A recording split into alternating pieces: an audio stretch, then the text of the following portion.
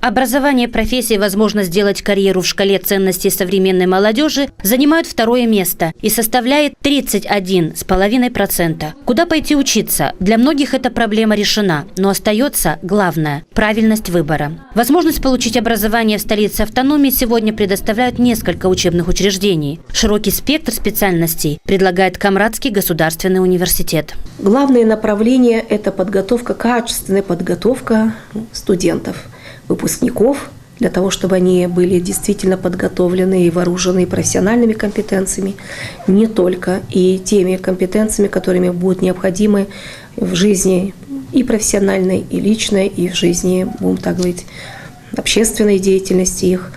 И это все бесспорно, помимо тех теоретических занятий, которые осуществляются со студентами, это целый ряд различных видов, форм организации практик. 23 года открывает свои двери для желающих получить профессию Камрадский педагогический колледж, который за эти годы накопил хороший опыт и особенные традиции, характерные для региона. Какие возможности для переориентации, какая стратегия по введению новых специальностей, мы это тоже обсудили. И мы пришли к определенной направленности нашего колледжа, связанной с тем, что мы можем здесь с точки зрения кадрового потенциала коллектива и с точки зрения востребованности. Учебно-производственный комбинат и профессионально-техническое училище Камрата также дают возможность получить рабочую специальность и реализовать себя в профессиональной деятельности. На сегодняшний день мы готовим специальности в нашем учебном комбинате. Это бухгалтерский учет и отчетность, повар-кондитер,